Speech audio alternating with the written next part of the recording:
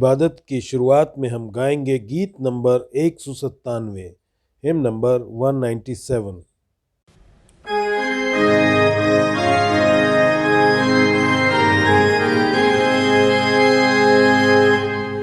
मसंदे आसमान और शाहाना शान, तूने छोड़ी आए मुझे मसलो, पर सराय में भी कोई जगह ना थी तेरे लिए, आए मेरे महबूब। कर फरमान में आए यीशु, मेरे दिल में हो मस्कन गुज़ीर,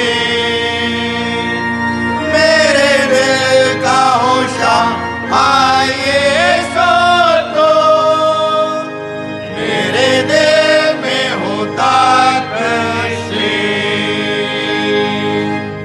तेरे शायद शान पाक फरिश्तागान, गाते थे हम तेरी क्या खूब, पर गरीबी में और एक चाहनी में पैदा हुआ था मेरा महबूब।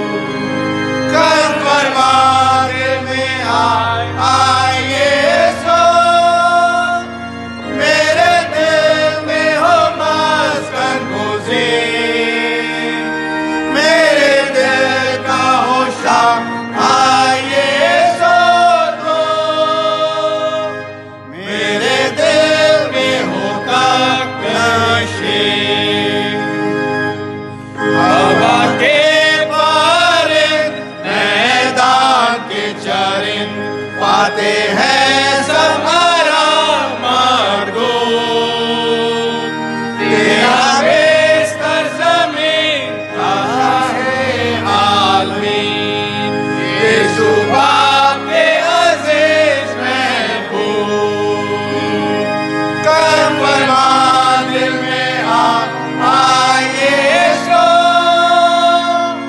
मेरे दिल में हो मस्कन गुज़ीर, मेरे दिल का होशा आए यीशु, तो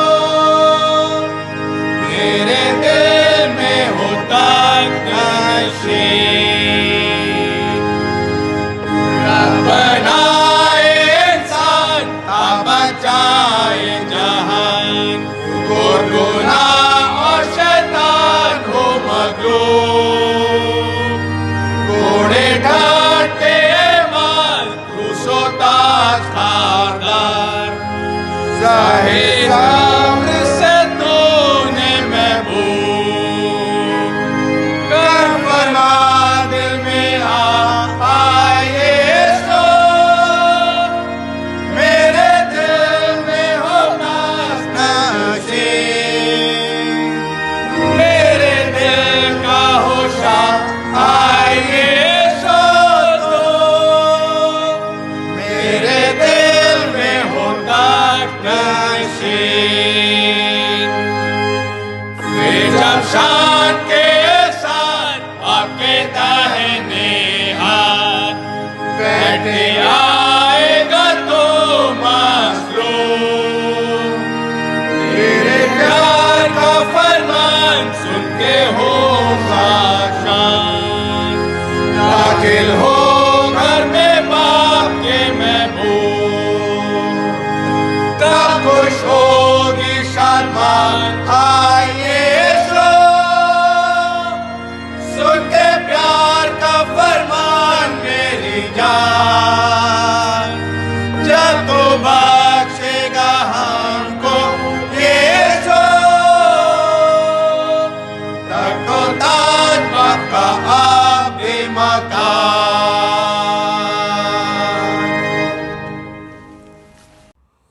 हमारे खुदावंद यीशु मसीह का फजल, खुदा की मोहब्बत और रूल कुदूस की शराकत आप सबके साथ होती रहे। सेक्शन 4 और 5 एक साथ मिलकर कहें। तमाम कुदरत के खुदा, तेरे आगे सबके दिल का हाल खुला है, तुझे सबकी मुरादें मालूम हैं। और तुझसे कोई भेद छिपा नहीं। अपने पाक रूह के असर से हमारे दिल के ख्यालों को पाक कर, ताकि हम तुझसे कामिल मोहब्बत रखें और लायक तौर पर तेरे पाक नाम की बढ़ाई करें, हमारे खुदावंद मसीह के वसीले से। आमीन।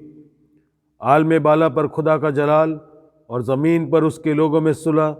खुदावंद खुदा आसमानी बादशाह, तमाम कुदरत के खुदा बाप, हम तेरी परस्तिश करते, तेरा शुक्र करते और तेरे जलाल के लिए तेरी हमद करते हैं। ऐ खुदावंद यीशु मसीह, बाप के इकलौते बेटे, ऐ खुदावंद खुदा के बर्रे, तू जहान का गुनाह उठा ले जाता है, हम पर रहम कर। तू बाप के दाहिने बैठा है, हमारी दुआ कबूल कर, क्योंकि यीशु मसीह तू ही कुद्दूस है, तू ही खुदावंद है, तू ही पाक रूह के साथ खुदा बाप के जलाल में आला है। आमीन। जय मसीह की। मैं आपके सामने पढ़ूंगा नीति वचन, उसका 27वां अध्याय, उसकी 23वीं आयत से 27वीं आयत तक।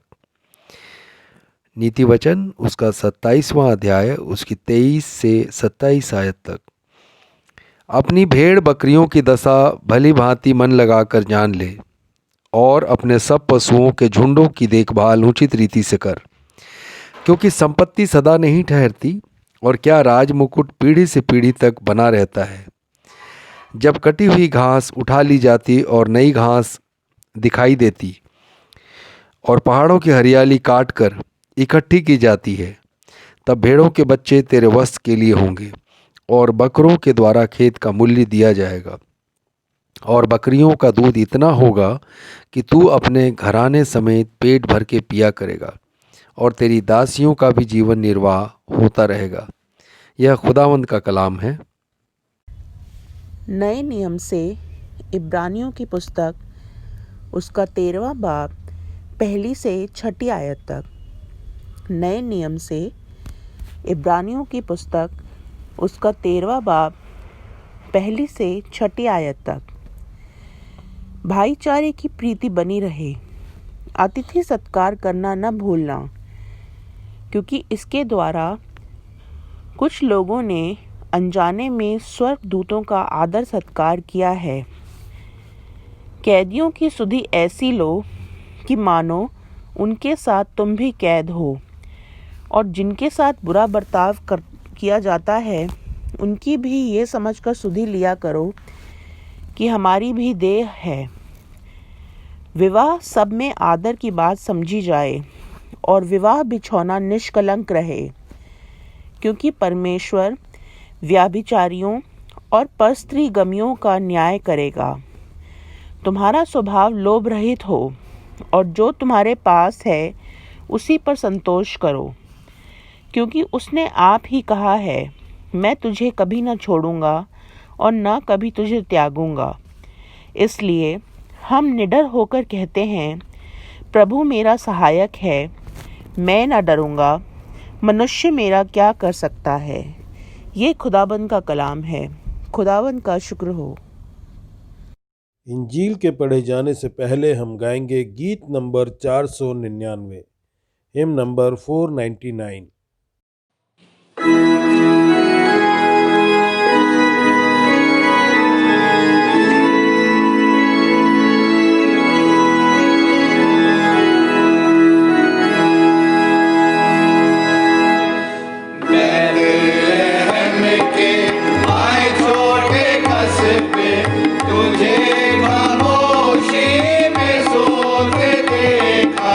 अंधेरी गलियों में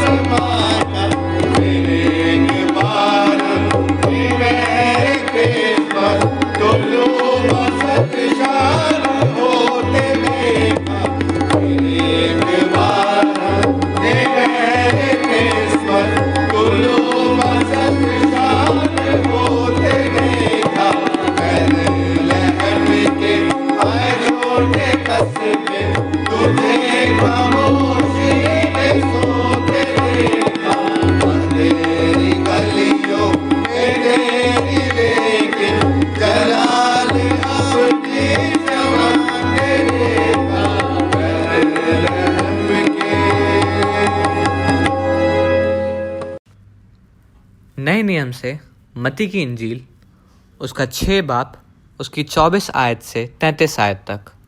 मत्ती 6 24 से 33। कोई मनुष्य 2 स्वामियों की सेवा नहीं कर सकता, क्योंकि वो एक से बैर और दूसरे से प्रेम रखेगा, या एक से मिला रहेगा और दूसरे को तुच्छ जानेगा। तुम परमेश्वर और धन दोनों की सेवा नहीं कर सकते। इसलिए मैं तुमसे कहता हूँ कि अपने प्राण के लिए ये चिंता न करना कि हम क्या खाएंगे और क्या पिएंगे, और ना अपने शरीर के लिए कि क्या पहनेंगे। क्या प्राण भोजन से और शरीर वस्त्र से बढ़कर नहीं? आकाश के पक्षियों को देखो, वे ना बोते हैं, ना काटते हैं और ना खत्तों में बटोरते हैं, फिर भी तुम्हारा स्वर्गीय पिता उनको खिलाता है। क्या तुम उनसे अधिक मूल्य नहीं रखते? तुम में कौन है जो चिंता करके अपनी आयु में एक घड़ी भी बढ़ा सकता है? और वस्त्र के लिए क्यों चिंता करते हो? जंगली शोषणों पर ध्यान करो कि वे कैसे बढ़ते हैं। वे ना तो परिश्रम करते न काटते हैं। तो भी मैं तुमसे कहता हूँ कि सुलेमान भी अपने सारे वैभव में उनमें से किसी के समान वस्त्र पहने हुए ना था। इसलिए जब परमेश्वर मैदान की घास को, जो आज है और कल बाढ़ में झोंकी जाएगी, ऐसा वस्त्र पहनाता है, तो हे अल्पविश्वासियों, तुमको वो इससे बढ़कर क्यों ना पहनाएगा? इसलिए तुम चिंता करके ये ना कहना कि हम क्या खाएंगे या क्या पिएंगे या क्या पहनेंगे, क्योंकि अन्य जातियां इन सब वस्तुओं की खोज में रहते हैं। पर तुम्हारा स्वर्गीय पिता जानता है कि तुम्हें इन सब वस्तुओं की आवश्यकता है। इसलिए पहले तुम परमेश्वर के राज्य और उसके धर्म की खोज करो, तो ये सब वस्तुएं भी तुम्हें मिल जाएगी। ये मसीह की इंजील है। आप सबको नया साल बहुत बहुत मुबारक हो। मैं अपने परिवार की तरफ से, होली ट्रिनिटी चर्च की कलीसिया और पास्टर कमेटी की तरफ से नए साल की मुबारकबाद देता हूँ। परमेश्वर हमें इस नए साल में लेकर आए हैं, परमेश्वर का धन्यवाद करते हैं। बीते सालों में, बीते दिनों में भी परमेश्वर ने हमें संभाला और हमें लगातार अपने अनुग्रह में बनाए रखा। हम इसके लिए भी परमेश्वर का धन्यवाद करते हैं। पिछला साल एक मुश्किल दौर रहा, एक कठिन वक्त रहा, लेकिन परमेश्वर का अनुग्रह हम पर बहुत ज़्यादा रहा और आज हम इस नए साल में प्रवेश करने पा रहे हैं। अब हमें इस बात को याद रखना चाहिए कि ये जीवन परमेश्वर का दिया हुआ है। इसलिए नए साल में आज के पहले दिन हम अपने आप को एक बार फिर से नए तरीके से, एकदम फ्रेश तरीके से परमेश्वर के हाथों में समर्पित करें, ताकि इस नए समर्पण के साथ हम परमेश्वर की इच्छा, परमेश्वर की मर्ज़ी को पूरा करने की कोशिश करें और परमेश्वर के पीछे चलने वाले हो सकें और उसका अनुसरण करने वाले हो सकें। परमेश्वर चाहते हैं कि हम उसके कलाम से सीखें और कलाम से सीखकर हम उसकी उस मर्ज़ी को जो हमसे चाहते हैं पूरा करें, और इसलिए हम कलाम की बातों को, कलाम की गहराई को समझने वाले, जानने वाले हों और परमेश्वर के इस कलाम के ज़रिए परमेश्वर की खिदमत कर सकें और परमेश्वर से लगातार रोज़ बरोज़ खुराक पा सकें और सीख सकें। आइए हम वचन में जाने से पहले प्रार्थना करें। परमेश्वर पिता, धन्यवाद करते हैं प्रभु आपका कि आपने हमें एक और नया साल दिया है और परमेश्वर आप हमें यहाँ तक लेकर आए हैं। प्रभु धन्यवाद के साथ आपकी उपस्थिति में आते हैं और आपसे मांगते हैं कि परमेश्वर इस नए साल में भी लगातार हमारी रहनुमाई करें, हमारे साथ रहें और खुदावंद होने दें कि हम आपकी उपस्थिति में लगातार बने रहें। परमेश्वर वचन के द्वारा आज जब आप हमारी अगुवाई करते हैं तो होने दें कि हम अपना सारा ध्यान आपकी ओर केंद्रित करें और परमेश्वर पूरे मन, वचन और कर्म से खुदावंद आपकी खिदमत करने के लिए अपने आप को आपके हाथों में सौंप सके। खुदावंद यीशु मसीह के नाम में मांगते हैं, आमीन।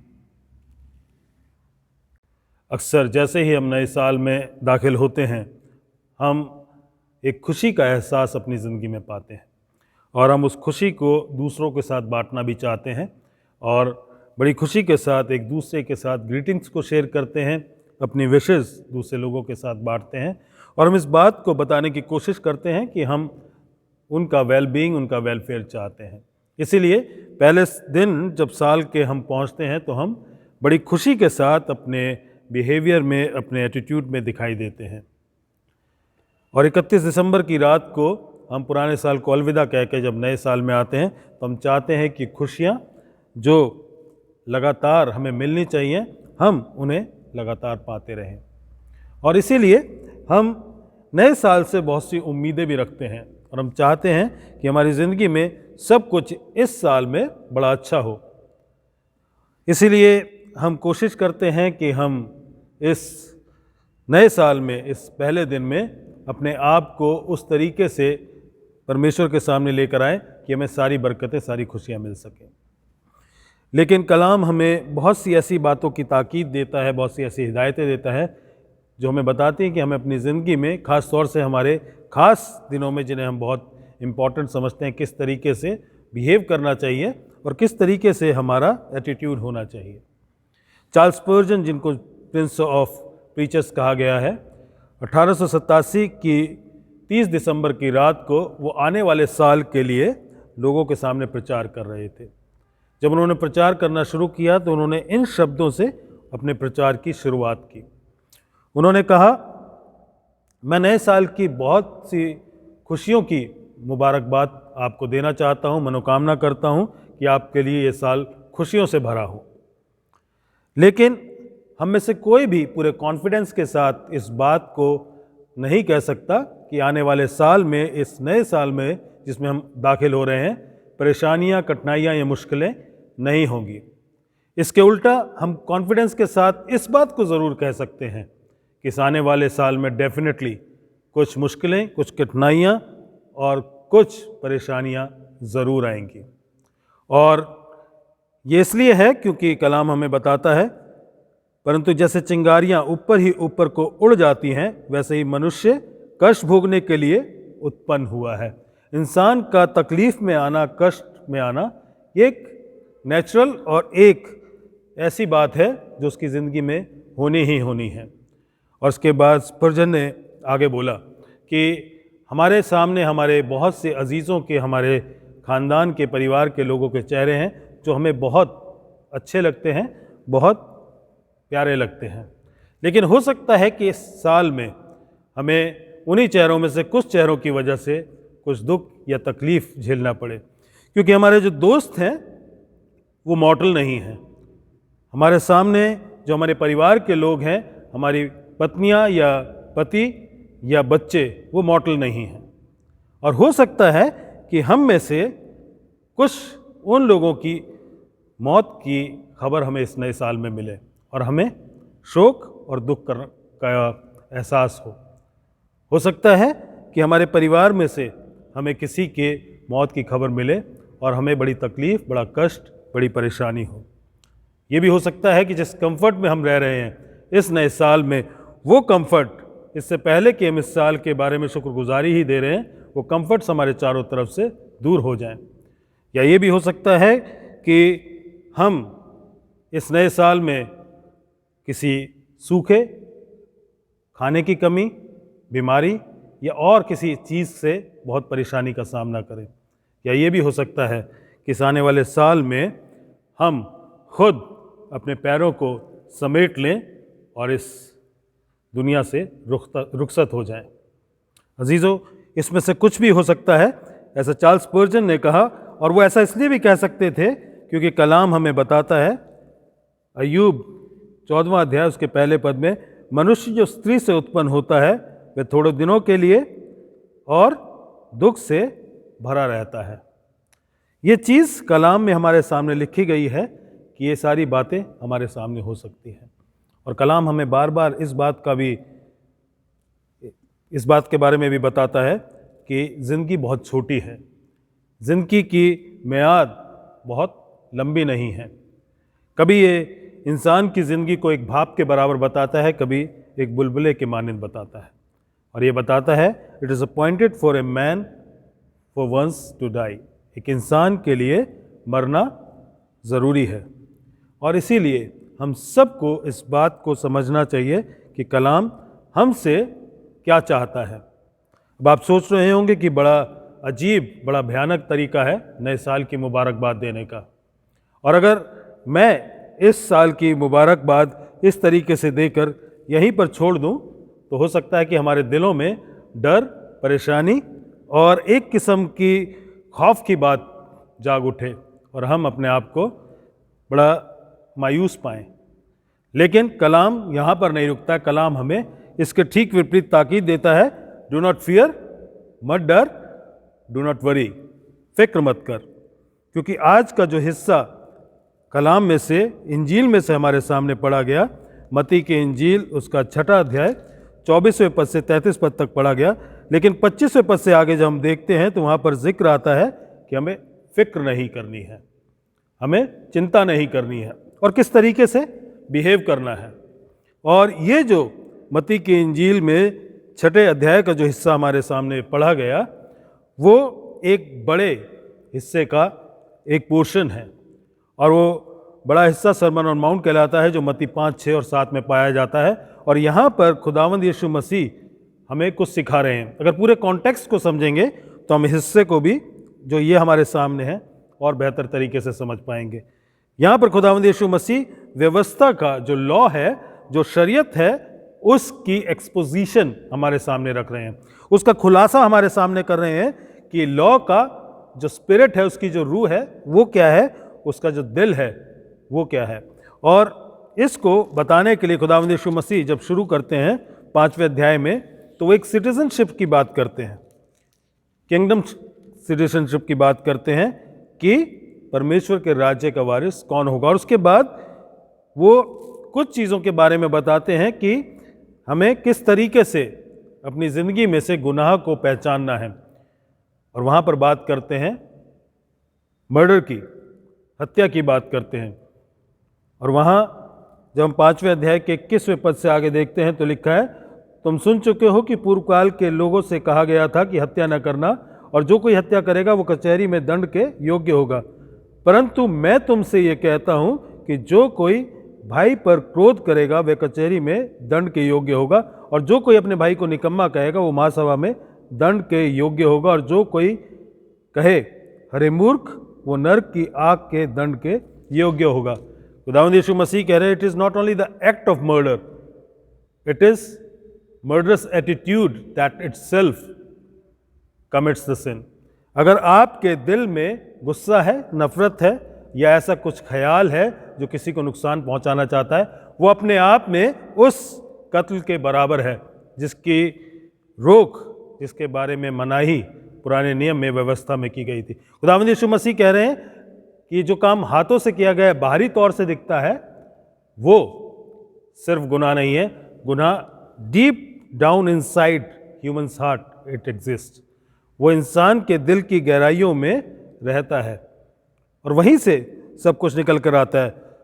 5वें अध्याय के 27वें पद से आगे खुदावंद यीशु मसीह कहते हैं, तुम सुन चुके हो कि कहा गया था व्यभिचार ना करना, परंतु मैं तुमसे ये कहता हूँ कि जो कोई किसी स्त्री पर कुदृष्टि डाले उसने मन में उसके साथ व्यभिचार कर लिया। It all is in the heart, ये सब कुछ दिल में है, और जो अंदर है वो जब बाहर निकलता है उसी से गुनाह को आकार मिलता है। ये ज़रूरी नहीं है कि वो एक्ट में तब्दील हो, अगर वो हमारे दिल में है, दिल की गहराइयों में है, तो ये वो जगह है जिसे हम कह सकते हैं it is the breeding ground for the sins. हर गुनाह के लिए ये वो जगह है जहाँ पे वो पनपता है, जहाँ पे उसे एक आकार, एक शेप मिलता है। और इसके बाद खुदावंद यीशु मसीह इस बात को समझाने के बाद कि जो कुछ है वो दिल के अंदर से निकलता है, और बाहर से हम कितने भी अच्छी बातों का दिखावा क्यों ना करें, वो हिपोक्रेसी है, वो सिर्फ दिखावट है, वो सिर्फ ढोंग है। और इसी ढोंग को खुदावंद यीशु मसीह आगे 6 अध्याय में जब जाते हैं और भी बेहतर तरीके से बताते हैं।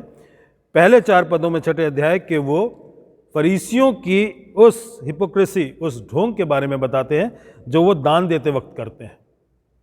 और उसके बाद 5वें पद से लेकर 15 पद तक खुदावंद यीशु मसीह इस 6 अध्याय में बताते हैं कि जो फरीसी हैं उनकी प्रार्थना में कैसा ढोंग वो करते हैं। और उसके बाद 16वें पद से 18 पद तक हम देखते हैं कि खुदावंद यीशु मसीह उनके द्वारा जो उपवास किया जाता है, जो लोगों को दिखाने के लिए वो करते हैं, उसमें किस तरीके से ढोंग वो बाहर से करते हैं। और ये सारी चीज़ें वो बाहर से करते हैं क्योंकि वो महारत हासिल कर चुके हैं, वो बाहर से अच्छा दिखना जानते हैं। वो अपने पहरावे से, अपनी पोशाक से, अपने एक्शन से, अपने एटीट्यूड से और अपने उस रिचुअलिस्टिक लाइफ के लगातार जीने के तरीके से लोगों को बाहरी तौर से अच्छा दिखाई देते हैं। लेकिन खुदावंद यीशु मसीह मरकुस की इंजील उसके 7वें अध्याय और उसके 20वें पद में कहते हैं, जो मनुष्यों में से निकलता है वही मनुष्य को अशुद्ध करता है, क्योंकि भीतर से अर्थात मनुष्य के मन से बुरे बुरे विचार, व्यभिचार, चोरी, हत्या, परस्त्रीगमन, लोभ, दुष्टता, छल, लुचपन, कुदृष्टि, निंदा, अभिमान और मूर्खता निकलती है। और ये सब बुरी बातें भीतर ही से निकलती हैं और मनुष्य को अशुद्ध कर देती हैं। प्रभु यीशु मसीह एकदम स्पष्ट तरीके से कह रहे हैं, जो बाहर से किया जाता है वो बिल्कुल इंसान के अंदर की बातों को कई बार प्रदर्शित नहीं करता। और कई बार इंसान अगर स्मार्ट है, अगर वो बहुत एक्सपर्ट है, तो उसके अंदर जितनी भी गलत बातें हैं, जितनी भी अशुद्ध बातें हैं, उसको बड़ी आसानी से अपने बाहरी दिखावे से छुपा सकता है। और फरीसी लोग ऐसा ही कर रहे थे। और इसीलिए खुदावंद यीशु मसीह ये बात समझाना मांग रहे हैं कि ये सारी चीज़ें जो बाहरी हैं वो अंदर के गुनाह को लोगों को समझने नहीं देती। और हमारे लिए ज़रूरी है कि अपनी ज़िंदगी में हम अंदर की बातें, अंदर के गुनाह को समझ सके। उसके बाद प्रभु यीशु मसीह जब 19 से मत्ती की इंजील के 19वें पद से आगे बात करते हैं, तो वो 2 गुनाहों की बात करते हैं जिन्हें शायद गुनाह नहीं समझा जाता या जिनको गुनाह की कैटेगरी में आसानी से नहीं रखा जाता। 19वें और 20वें पद में प्रभु यीशु मसीह बात करते हैं, 19, 20 और 21वें पद में, कि हमें अपने आप को लालच के पाप से बचा कर रखना है। हमें वो गुनाह जो ग्रीड का है, जो कॉवेचियसनेस का है, वो गुनाह जो हमें लालच में डालता है, उससे हमें अपने आप को बचा कर रखना है। और उसके बाद 25वें पद से आगे हम देखते हैं कि प्रभु यीशु मसीह हमें उस गुनाह के बारे में बता रहे हैं जो गुनाह चिंता करने का है। खुदावंद यीशु मसीह कह रहे हैं डू नॉट वरी। और जो चिंता का जो गुनाह है उसे बड़ा हल्का समझा जाता है, उसे तो गुनाह माना ही नहीं जाता। क्योंकि अगर हम इस बात को देखें, ये जो फिक्र है इंसानों के दिलों के अंदर होती है, इसे बाहर से लोग देख नहीं सकते। और अगर हम इसको ढांक कर रखें, इसे छिपा कर रखें, तो बाहर लोगों को पता भी नहीं लगेगा। और इस गुनाह को हम काफ़ी लंबे अरसे तक छुपा कर रख सकते हैं। लेकिन बहुत से लोग इस गुनाह को गुनाह नहीं समझते हैं और वो इसको दूसरों के साथ शेयर करना, उनसे इसके लिए सिंपैथी लेना अच्छी बात समझते हैं। क्योंकि ना तो ये कत्ल के बराबर है, ना ये व्यभिचार के बराबर है, ये तो सिर्फ फिक्र करना है। और फिक्र करना तो जायज़ सी बात है। लेकिन खुदावंद यीशु मसीह यहाँ पर फिक्र करने की बात को कहते हैं कि हमें फिक्र को नहीं करना है। और ये चीज़ हमारे लिए और भी ज़्यादा ख़ास हो जाती है कि फ़िक्र ना करना और फ़िक्र करना, इन दोनों में डिफरेंस क्या है, इन दोनों में फ़र्क क्या है। क्योंकि अगर फ़िक्र करना गुनाह है तो हमें इस गुनाह को समझना ज़रूरी हो जाता है। क्योंकि सारे के सारे गुनाह कई बार उस लालच से और उस फ़िक्र करने से निकल कर आते हैं। क्योंकि हम फ़िक्र करते हैं आने वाले वक्त के लिए, आने वाली बातों के लिए और उन परिस्थितियों के लिए। और उस वजह से कई बार हम ऐसा इंतज़ाम करने की कोशिश करते हैं जिसमें हम लालच में चले जाते हैं और लालच के गुनाह में पड़ते हैं। इसके साथ साथ हम मटेरियलिज्म की उस आदत में चले जाते हैं जहाँ पे हम चीज़ों को इकट्ठा करना शुरू करते हैं, या हम उस तरीके से प्लान करना शुरू करते हैं कि हम आने वाले समय को सेफ गार्ड कर सकें। आने वाले समय में हम अपनी कंफर्ट, अपनी सुरक्षा और अपनी सारी बातों का इंतज़ाम कर सकें। और इसीलिए हम उस मटेरियलिज्म की वजह से और इस गुनाह की वजह से, इस लालच की वजह से सोचते हैं कि हमें फ़िक्र से आज़ादी मिल जाएगी, हम चिंता से आज़ाद हो जाएंगे। और इस वजह से हम इस फ़िक्र करने के, इस चिंता करने के गुनाह में आगे बढ़ते रहते। लेकिन फ़िक्र करना कब गुनाह बन जाता है ये समझना ज़रूरी है। क्योंकि कई बार इस पैसेज का इंटरप्रिटेशन बहुत गलत तरीके से किया जाता है, या ये कहा जाता है कि जो क्रिश्चियंस हैं उन्हें बिल्कुल भी फ़िक्र नहीं करनी चाहिए, किसी बात को लेकर कंसर्न नहीं रखना चाहिए आने वाले समय के लिए। और इसलिए ना तो हमें आने वाले समय के लिए कुछ सेविंग करनी चाहिए, ना हमें इंश्योरेंसेस लेनी चाहिए। हमें सब कुछ खुदा के हाथ में छोड़ देना चाहिए। लेकिन ये इस पैसेज की सही इंटरप्रिटेशन नहीं है, या ये कहा जाए ये इस पैसेज की बिल्कुल गलत और बेवकूफ़ाना प्रेजेंटेशन है, क्योंकि कलाम हमें साफ साफ बताता है कि हमें बड़े डिसर्नमेंट के साथ, बड़ी सोच समझ के साथ आने वाले समय के लिए तैयार रहना है। हर उस डिज़ास्टर के लिए, हर उस बात के लिए जो हमें खतरे में लेकर जा सकती है, उसके लिए हमें तैयार रहना चाहिए और उसके लिए हमें तैयारी भी करनी चाहिए। और इस बात का एग्जाम्पल हमें पुराने नियम में मिलता है।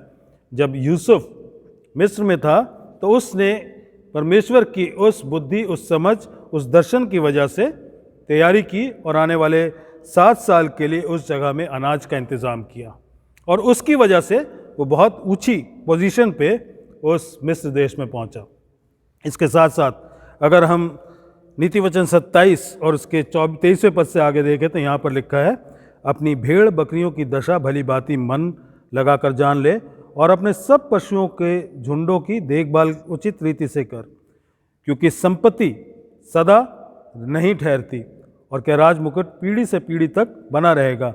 जब कटी हुई घास उठा ली जाती है और नई घास दिखाई देती है और पहाड़ों की हरियाली काट कर इकट्ठी की जाती है, तब भेड़ों के बच्चे तेरे वस्त्र के लिए होंगे और बकरों के द्वारा खेत का मूल्य दिया जाएगा, और बकरियों का दूध इतना होगा कि तू अपने घराने समेत पेट भरकर पिया करेगा और तेरी दासियों का भी जीवन निर्वाह होता रहेगा।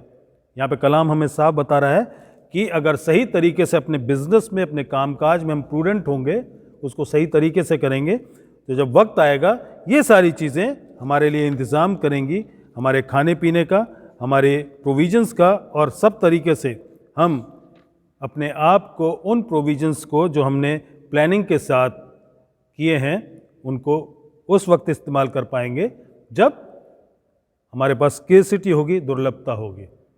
और नीति वचन 6 और उसका 6 पद से आगे यूँ लिखा है, हे आलसी, चींटियों के पास जा, उनके काम पर ध्यान दे और बुद्धिमान हो।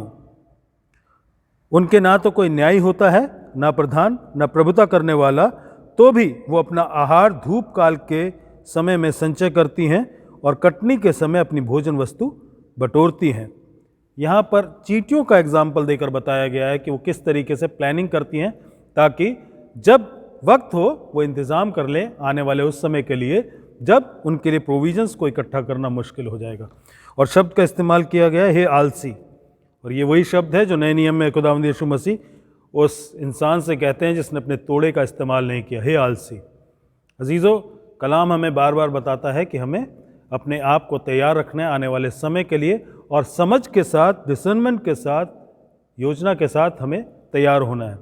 क्योंकि लूका की इंजील उसके 14वें अध्याय में प्रभु यीशु मसीह जब वो दृष्टांत देते हैं तो वो कहते हैं कि मीनार को बनाने से पहले अगर उसके कीमत को नहीं आंका जाता, उसका मूल्यांकन नहीं किया जाता, तो जो मीनार बनाने के लिए निकला है वो मूर्ख ठहरता है। या लड़ाई पर जाने से पहले उसकी पूरी कीमत को कैलकुलेट कर लेना सही होता है। अजीज़ों, कलाम हमें बता रहा है कि हमें सही तरीके से प्लान करना है, सही तरीके से हमें आने वाले डिज़ास्टर्स के लिए, आने वाले उन परेशानियों के लिए तैयार रहना है जो हमें बहुत मजबूर कर सकती हैं, और हो सकता है कि उस वक्त हम अपने लिए कुछ ना कर पाएँ। लेकिन यहाँ पर जो पद है मत्ती की इंजील उसके 6 अध्याय में खुदावंद यीशु मसीह जिस फ़िक्र की बात कर रहे हैं वो कौन सी फ़िक्र है? प्रभु यीशु मसीह ये बता रहे हैं कि जब हम अपने आने वाले समय के लिए, इस दुनिया में आने वाले समय के लिए बहुत ज़्यादा तैयारी करते हैं और इस बात को भूल जाते हैं कि हमें उससे ज़्यादा बढ़कर उस अनंत काल के समय के लिए तैयारी करनी है, और कई बार अपनी रिटायरमेंट की प्लानिंग उसके लिए हम ज़्यादा समय निकालते हैं, या अपने आने वाले साल में उस वेकेशन, उस छुट्टियों पे जाने के लिए ज़्यादा प्लानिंग करते हैं, और परमेश्वर के राज्य और परमेश्वर की उन बातों के लिए जो आने वाले समय में हमारे लिए होनी है उसके लिए तैयारी नहीं करते। तब हम जो फिक्र करते हैं वो हमारे लालच, हमारी खुद की डिज़ायर्स को पूरा करने के लिए होता है। और इसलिए उन बातों के लिए जब हम फिक्र करते हैं और अपने आप को पूरे तरीके से उसमें प्री ऑक्यूपाई कर लेते हैं, उस किस्म की फ़िक्र करना वो गलत है क्योंकि हम जब ज़्यादा फिक्र करते हैं इस दुनिया में, इस जगह पर अपनी, तो हम क्या करते हैं, अपने लिए होर्डिंग करना शुरू करते हैं, हम चीज़ों को इकट्ठा करना शुरू करते हैं और हमारा सारा ध्यान परमेश्वर से हटकर चीज़ों के ऊपर आ जाता है। इसीलिए 19वें पद में जब वो कहता है, अपने लिए पृथ्वी पर धन इकट्ठा ना करो जहाँ कीड़ा और काई बिगाड़ते हैं और जहाँ चोर सेंध लगाते और चुराते हैं, परंतु अपने लिए स्वर्ग में धन इकट्ठा करो जहाँ ना तो कीड़ा और काई बिगाड़ते हैं और जहाँ चोर ना सेंध लगाते हैं ना चुराते हैं, क्योंकि जहाँ तेरा धन होगा वहीं तेरा ध्यान होगा। और इस लालच में जब हम सारी चीज़ों को इकट्ठा कर रहे हैं तो हम परमेश्वर को छोड़कर परमेश्वर की दी हुई चीज़ों के साथ ज़्यादा प्रेम कर रहे हैं, हमारा सारा ध्यान उसके ऊपर चला जाता है। और सिर्फ यही नहीं है कि हम लालच कर रहे हैं, इसके साथ साथ एक और गुनाह हमारी ज़िंदगी में आ जाता है, हम आइडोलेट्री, हम किसी तरीके से उन चीज़ों की उपासना करने लगते हैं जो परमेश्वर से हमें मिलती है, हम परमेश्वर को छोड़कर उनके पीछे चलने लगते हैं। 24वें पद में लिखा है 6ठे अध्याय के, कोई मनुष्य दो स्वामियों की सेवा नहीं कर सकता, क्योंकि वह एक से बैर और दूसरे से प्रेम रखेगा, या एक से मिला रहेगा दूसरे को तुच्छ जानेगा।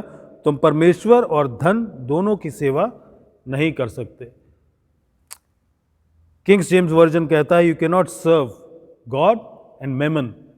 मनी के लिए मेमन शब्द का इस्तेमाल किया गया और ये ट्रांसलिट्रेशन है जो हमें ग्रीक भाषा से मिला है, और ये वो ट्रांसलेशन है जिस शब्द का मतलब है वो देवता जो सीरिया का देवता था, जो वहाँ पर ग्रीड और लस्ट इस बात को रिप्रेजेंट करता था।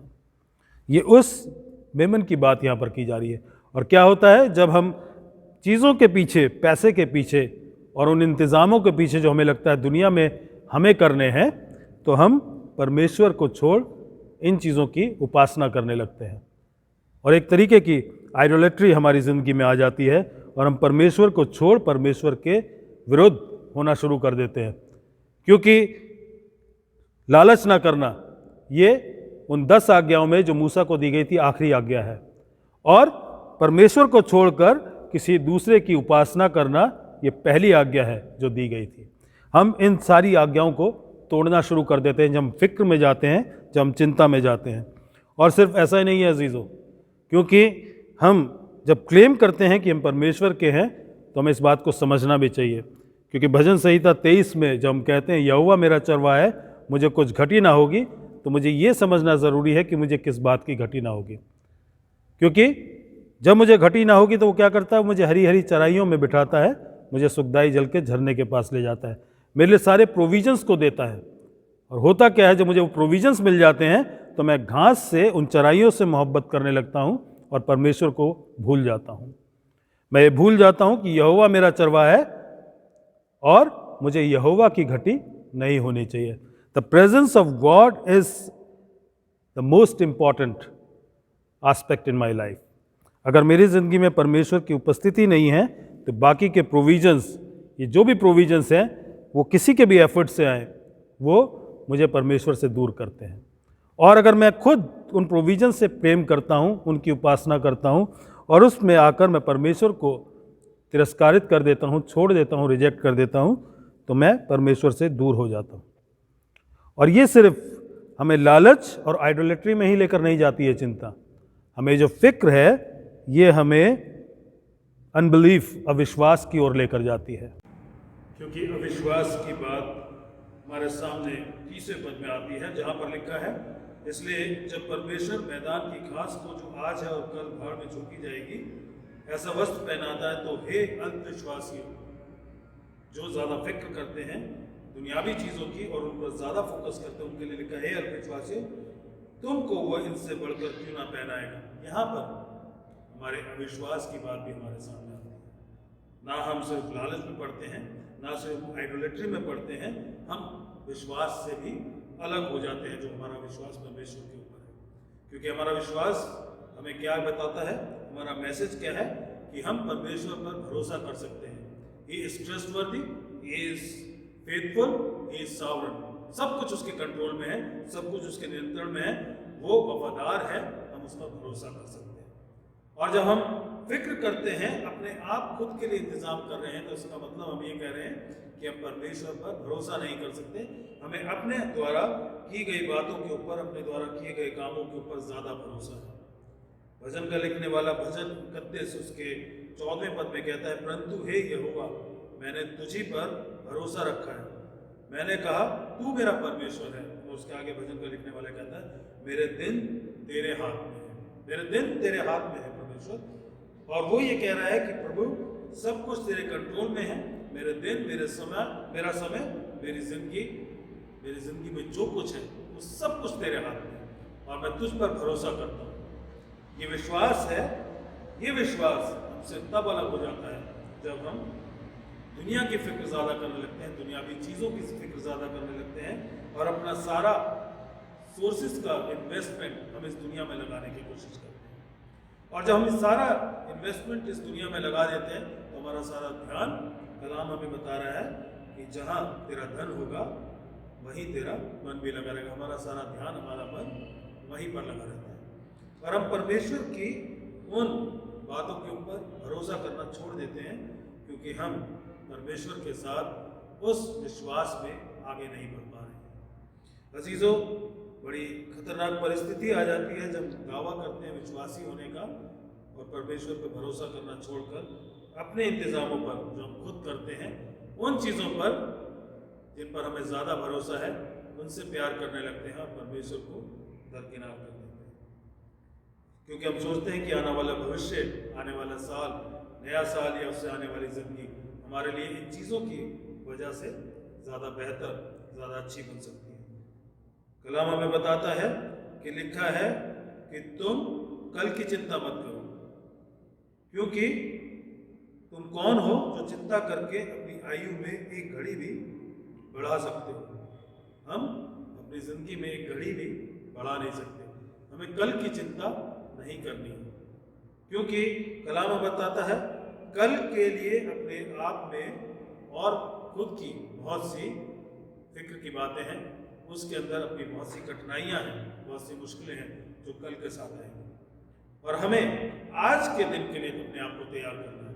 आज के दिन अपने एटीट्यूड को, अपनी ज़िंदगी को सही करना है। आज के दिन अपने रिश्ते को परमेश्वर के साथ सही करना है। क्योंकि जब हम कल की फिक्र करने लगते हैं तो हम कलाम की खिलाफत में जा रहे हैं, क्योंकि वचन हमें बताता है कि हमें प्रतिदिन के लिए जो भी परेशानियां हैं, जो भी टेम्पटेशंस हैं, जो भी ट्रायल्स हैं, उसके लिए उस दिन का अनुग्रह मिलता है। और कोई भी तकलीफ, कोई भी जो ट्रायल है या कोई भी सताव इतना बड़ा नहीं है जो हमारी पहुंच से बाहर, उससे ज़्यादा हमें नहीं दिया जाता, क्योंकि उस दिन के लिए उस तकलीफ को सहने की ग्रेस, अनुग्रह परमेश्वर की ओर से हमें मिलता है। और हम दुआ भी करते हैं हमारी दिन भर की रोटी आज हमें दे। हम आज के दिन की रोटी के लिए परमेश्वर से अनुग्रह मांगते हैं, और वो अनुग्रह हम पर किया भी जाता है। लेकिन जब कल की चिंता करने लगते हैं तो वो चीज़ जो हमें कल के पार्सल में मिलनी है, वो तकलीफ, वो परेशानी, वो कठिनाई, उसे हम आज के लिए बुला लेते हैं। और ये कहा जाता है कि जो तकलीफ हमें कल झेलनी थी, उसको हम आज की तकलीफों में ऐड करके अपनी तकलीफों को बहुत ज़्यादा बढ़ा देते हैं, और हम खुद अपने आप के लिए खुद के टॉर्मेंटर, सताने वाले ठहरते हैं। लिखा है कि हम कितनी भी फिक्र कर लें, हम अपनी ज़िंदगी की एक घड़ी को भी, एक लम्हे को भी नहीं बढ़ा सकते। और साइंस तो हमें ये बताती है कि हम ज़्यादा फिक्र करते हैं तो ज़िंदगी बढ़ना तो दूर, वो कम होनी शुरू हो जाती है। अजीज़ों, इसलिए हम इस बात की समझ को हासिल करें कि हमें किस तरीके से अपनी ज़िंदगी में अपने आप को तैयार करना है, और हमें किस तरीके से परमेश्वर पर भरोसा करके, उसके प्रोविजंस पे भरोसा करके, उसके इंतज़ाम पर भरोसा करके अपने आप को उसके हाथों में सौंपना है। क्योंकि अगर हम ये कहें कि हमने समझ लिया कि आने वाले समय में दुख या तकलीफ है, और इसके लिए हम बिल्कुल फिक्र ना करें, हंसते रहें, तो ये भी बेवकूफ़ी होगी। या हम ये कहें कि हम लगातार उस डर में बने रहें कि कल क्या होगा हमें नहीं मालूम, तकलीफ का सामना कैसे करेंगे, क्योंकि तकलीफें तो आनी ही हैं, तो हम किस तरीके से उस चीज़ का सामना करें। अगर हम यहाँ पर इस कलाम को छोड़ दें तो शायद अधूरा रह जाएगा। ज़रूरी है कि हम इस कलाम की उस बात को भी समझें क्योंकि हमारा जो भी इंतज़ाम है वो परमेश्वर के हाथ में है, और सारी बातें मिलकर उन लोगों के लिए जो परमेश्वर से प्रेम करते हैं, जिसे उसने बुलाया और चुना भी है, उनके लिए भलाई को उत्पन्न करते हैं। हम उस बात को जानें और इस बात को समझ लें, अगर परमेश्वर आने वाले समय में हमें बहुत सी खुशियाँ और बरकतें देता है तो उससे भलाई उत्पन्न होगी। और वही परमेश्वर अगर आने वाले दिनों में हमारे लिए कुछ ट्रायल्स, कुछ ट्रिबुलेशंस, कुछ सताव हमारी ज़िंदगी में अलाउ करता है, तो उससे भी अल्टीमेटली परमेश्वर के नाम को महिमा मिलेगी, और वो सारी बातों में हमारे लिए जो उससे प्रेम करते हैं भलाई को उत्पन्न करेगा। तो हम सिर्फ इस बात के लिए अपने आप को ना रखें कि हमें सिर्फ खुशियाँ चाहिए। यकीनन हम सब चाहते हैं कि हमें खुशियाँ मिले, हमें कंफर्ट मिले, हमें आराम मिले और हम आनंदित रहें। लेकिन कलाम हमें बताता है कि there is nothing like bed of roses. जिंदगी में हर एक बात भली नहीं होने वाली, इसलिए हमें उस मुश्किल वक्त के लिए भी अपने आप को तैयार रखना है जो आने वाले समय में हमारे सामने आ सकता है। और चार्ल्स स्पर्जन ने जब उस दिन अपने कलाम को ख़त्म किया तो उन्होंने इस बात को कहा कि खुदावंद हम क्या करें अपनी ज़िंदगी से, हम किस तरीके से आपके नाम के लिए, आपके उस राज्य के लिए अपने आप को तैयार कर सकें। फिर उन्होंने कहा कि हमें ये दुआ करनी है कि परमेश्वर आने वाले समय में अगर आप हम पर रहम करते हैं, सारी खुशियाँ देते हैं, तो हम आपके नाम का महिमा, आपके नाम का जलाल और महिमा करने पाए। और खुदावंद अगर ऐसा हो कि मेरी सारी प्रॉपर्टी चली जाती है तो मेरी पॉवर्टी में, मेरी गरीबी में भी आपको महिमा मिले। खुदावंद अगर ऐसा हो कि मुझे अपने परिवार में या अपने अजीज़ों में कोई दुख या मौत की खबर मिले तो मेरे ब्रीवमेंट में भी, मेरे उस मातम में भी आपको महिमा मिले। परमेश्वर अगर ऐसा हो कि आने वाले साल में, आने वाले समय में मैं खुद मौत में चला जाऊं तो मेरी मौत से भी आपको महिमा मिले। मकसद ये है अजीज़ों कि हमने अपने परमेश्वर को हर हाल में महिमा देनी है। जब अपने आप को उस चीज़ के लिए तैयार कर लेते हैं, परमेश्वर के उस राज्य के लिए तैयार कर लेते हैं, उसके सिटीजनशिप के लिए तैयार कर लेते हैं, तो जो बरकतें हमें मिलती हैं हम उनको सही मायने में एंजॉय करना सीखते हैं, उसकी कीमत को समझते हैं। क्योंकि उसमें ना तो लालच है, बरकत जो हमें मिलती है, ना उसके अंदर हम किसी किस्म की आइडोलेट्री या किसी किस्म के अविश्वास में पड़ रहे हैं। हम पूरी प्योरिटी में वो जो बरकतें जो आने वाले साल में परमेश्वर ने हमारे लिए रखी हैं उनको एंजॉय कर सकते हैं। हम उन बरकतों के गुलाम नहीं बनते, हम उन कंफर्ट्स के गुलाम नहीं बनते, हम उन चीज़ों के उस मेटेरियलिस्टिक एस्पेक्ट के गुलाम नहीं बनते। हम परमेश्वर के बेटे और बेटियां बनके उन बरकतों को एंजॉय करना सीखते हैं। क्योंकि हमें पता है कि बुरा वक्त आ सकता है, उस समय हमें किस तरीके से बिहेव करना है, और जब अच्छा वक्त है जो नए साल में परमेश्वर ने हमारे लिए रखा है, तो हमें उसको उसकी बहुतायत में, उसकी टोटलिटी में, उसकी पूरी कंप्लीट एसेंस में किस तरीके से एंजॉय करना है। अजीजों, नया साल हो सकता है तकलीफें लेकर आए, हो सकता है खुशियाँ लेकर आए, हो सकता है दोनों को मिलाकर खुशियों और तकलीफ़ों का एक ऐसा मिक्सचर हमारे सामने लेकर आए जिसमें से होकर हमें गुजरना पड़े। लेकिन अगर हम प्रभु में हैं, विश्वास में हैं, वचन में बने हुए हैं, उसकी उपस्थिति में बने हुए हैं, तो हम हर परिस्थिति में ये कह सकते हैं, प्रभु आपको महिमा मिले, परमेश्वर आपको जलाल मिले। आइए हम प्रार्थना करें। खुदावंद शुक्रगुजार हैं आपके कि आपने हमें ये मौका दिया कि हम आपकी इबादत कर सकें, आपके सामने आ सके, और खुदावंद उस नए साल के लिए जो आपने हमारी ज़िंदगी के लिए रखा है, अपने आप को आपके हाथों में सौंप सके। प्रभु आने वाले दिनों में जैसी भी परिस्थिति हो, हमारी ज़िंदगी का एक ही मकसद हो कि हम आपकी मर्ज़ी को पूरा करें, आपके दिए हुए कामों को जो आपने हमें सौंपे हैं पूरा करें, आपकी महिमा के लिए, आपके जलाल के लिए अपनी ज़िंदगियों को आपके हाथ में समर्पित करें। अच्छा समय हो तो लगातार धन्यवाद देते रहें। बुरे वक्त में भी अगर परेशानियां भी हमारी ज़िंदगी में आती हैं तो उस समय भी आपके नाम को महिमा जलाल देने वाले हो सके। प्रभु, हम अपने आप को एक बार फिर से नए तरीके से आपके हाथों में सौंपना चाहते हैं, ताकि प्रभु हम लगातार आपको समर्पित रहें और प्रभु आपके नाम को और आपके राज्य को बढ़ाने वाले हो सके। खुदावंद यीशु मसीह के नाम में मांगते हैं।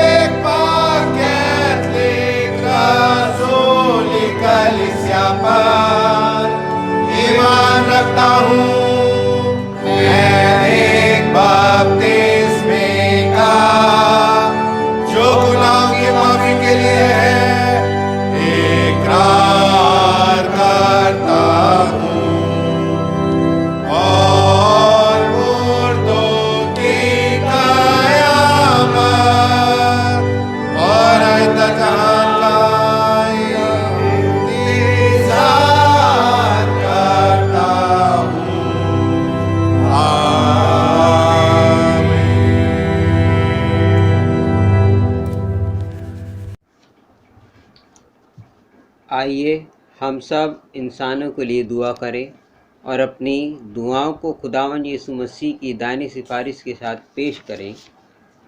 आए आसमानी बाप, हम तुझसे दुआ करते हैं कि सारे जहान में इंसाफ और सुलह कायम हो और हर इंसान बहुतायत से ज़िंदगी पाए। आए रहीम खुदावन, हमारी दुआ सुन। उन सब के लिए जो इस शहर में बसते हैं और उन तमाम बातों को दूर करने के लिए भी जो एक दूसरे में फूट और झगड़े पैदा करती हैं, ताकि हमारे मुल्क में सच्ची एकता और मेल मिलाप की तरक्की हो। आए रहीम खुदावन, हमारी दुआ सुन। उन सब के लिए जो खेती बाड़ी, उद्योग धंधे या व्यापार में लगे हुए हैं, सब मज़दूरों और कारीगरों के लिए और उन सारे लोगों के लिए भी जो हमारी ज़रूरतों को पूरा करते हैं। आए रहीम खुदावन, हमारी दुआ सुन। तमाम उस्तादों, पढ़ने वालों, साइंसदानों, लेखकों, हुनरमंदों और उन सब के लिए भी जो दूसरे लोगों के दिलो दिमाग पर असर डालते हैं। आए रहीम खुदावन, हमारी दुआ सुन। उन सब के लिए जो दुख या तकलीफ़ उठा रहे हैं, बेरोज़गार हैं, गरीब और भूखे हैं, मोहताज या कुचले हुए हैं, जो बीमार या मरने के करीब है। ख़ास तौर से हम प्रार्थना करते हैं कोरोना वायरस के लिए कि खुदावन इस बीमारी को जल्द से जल्द ख़त्म करे और सब स्वस्थ हो जाएं और खुदावन को धन्यवाद देने वाले हो सकें। और उन सब के लिए भी जो उनकी मदद करते हैं। आए रहीम खुदावन, हमारी दुआ सुन। उन सब के लिए जिन्हें इस मुल्क और दूसरे मुल्कों में इख्तियार दिया गया है, खासकर हमारे राष्ट्रपति रामनाथ कोविंद, प्रधानमंत्री नरेंद्र मोदी, इस सूबा के गवर्नर अनिल बैजल और मुख्यमंत्री अरविंद केजरीवाल, चीफ जस्टिस शरद बोबडे और उन सब के लिए भी जो किसी भी तरह का इख्तियार रखते हैं। आए रहीम खुदावन, हमारी दुआ सुन। सब मसीही लोगों की एकता और मेल मिलाप के लिए और दुनिया में उनके मुनासिब तौर से गवाही देने और खिदमत करने के लिए। आए रहीम खुदावन, हमारी दुआ सुन। इस मुल्क में तेरी तमाम कलीसिया के लिए, उसकी कौंसिलों और रहनुमाओं के लिए, खासकर हमारे मॉडरेटर पीसी सिंह, दक्षिण भारत की कलीसिया के मॉडरेटर ए धर्मराज और मार्थोमा कलीसिया के मेट्रोपॉलिटन हमारे बिशप वारिस मसीह और तेरी कलीसिया के तमाम दीगर खादिमों के लिए, ख़ास तौर से हमारे पासवान रेवरेंड जेकब जेम्स और डीकन जोएल लाजर के लिए कि वे अपनी खिदमत को वफादारी से बजा लाएं। आए रहीम खुदावन, हमारी दुआ सुन। ये बख्श कि तेरे उन तमाम लोगों के साथ जिन्होंने वफादारी से इस दुनिया में तेरी खिदमत की है, हम भी तेरी बादशाही की अब्दी खुशी में शरीक हों। आए रहीम खुदावन, हमारी दुआ सुन। आए आसमानी बाप, अपनी बादशाही जल्ला और हमारी इन दुआओं को कबूल फरमा जो हम तेरे बेटे और अपने खुदावंद और मुंजी यीशु मसीह के नाम के वसीले से पेश करते हैं। आमीन। गुनाहों का इकरार। आए अजीजो, हमारे खुदावन यीशु मसीह ने फरमाया, खुदावन हमारा खुदा एक ही खुदावन है। तो खुदावन अपने खुदा से अपने सारे दिल, अपनी सारी जान और अपनी सारी अकल और अपनी सारी ताकत से मोहब्बत रख। पहला हुक्म यही है। दूसरा यह है कि तो अपने पड़ोसी से अपने बराबर मोहब्बत रख। इनसे बड़ा और कोई हुक्म नहीं। खुदा ने दुनिया से ऐसी मोहब्बत रखी कि उसने अपना इकलौता बेटा यीशु मसीह बख्श दिया कि हमें गुनाहों से बचाए, आसमान में हमारे लिए सिफारिश करे और हमें हमेशा की ज़िंदगी को पहुँचाए। इसलिए आइए हम तौबा ईमान के साथ अपने गुनाहों का इकरार करें। हम खुदा के फजल से उसके हुक्मों को मानने का और सब लोगों के साथ मेल और मोहब्बत से रहने का पक्का इरादा करें। आए तमाम कुदरत के खुदा, हमारे आसमानी बाप, हमने ख्याल, कौल और फेल से और अपने ही साथियों के खिलाफ़ गुनाह किया है। हमने अपनी नादानी और कमज़ोरी के बाइस और जानबूझकर भी बुराई की है और भलाई करने में नाकामयाब रहे हैं। इन सब के लिए हम निहायत गमगीन हैं और तौबा करते हैं। तेरे बेटे यीशु मसीह ने हमारे लिए अपनी जान कुर्बान की है, उसी की खातिर हमसे जो कुछ हुआ है माफ़ फरमा और ये बख्श कि हम आगे को नई ज़िंदगी में तेरी खिदमत बजलाएँ, ताकि तेरे पाक नाम का जलाल ज़ाहिर हो। आमीन। तमाम कुदरत का खुदा उन सब को माफ़ करता है जो अपने साथियों को माफ़ करते और सच्चे दिल से तौबा करते हैं। वो हम पर रहम करे, हमारे सब गुनाहों को बख्शे और उनसे हमको रिहाई दे और हर तरीके की नेकी में हमको मुस्तकम मजबूत करे और हमें हमेशा की ज़िंदगी में कायम रखे। हमारे खुदावंद यीशु मसीह के वसीले से आमीन। हम दुआए रब्बानी एक साथ करेंगे।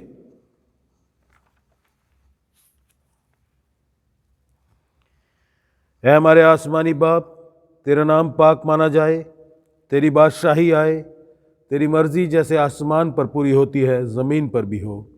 हमारी रोज़ की रोटी आज हमें दे, हमारे कसूरों को माफ़ कर कि हम भी अपने कसूरवारों को माफ़ करते हैं। हमें आजमाइश में ना पड़ने दे, बल्कि बुराई से बचा, क्योंकि बादशाही और कुदरत और जलाल अबद तक तेरा ही है। आमीन। खुदा का इत्मीनान जो समझ से बिल्कुल बाहर है, वो तुम्हारे दिलों और ख़यालों को खुदा और उसके बेटे हमारे खुदावंद यीशु मसीह की पहचान और मोहब्बत में महफूज रखे। और खुदा कादिर मुतलक बाप, बेटे और रूल कुदूस की बरकत तुम पर हो और तुम्हारे साथ हमेशा रहे। आमीन।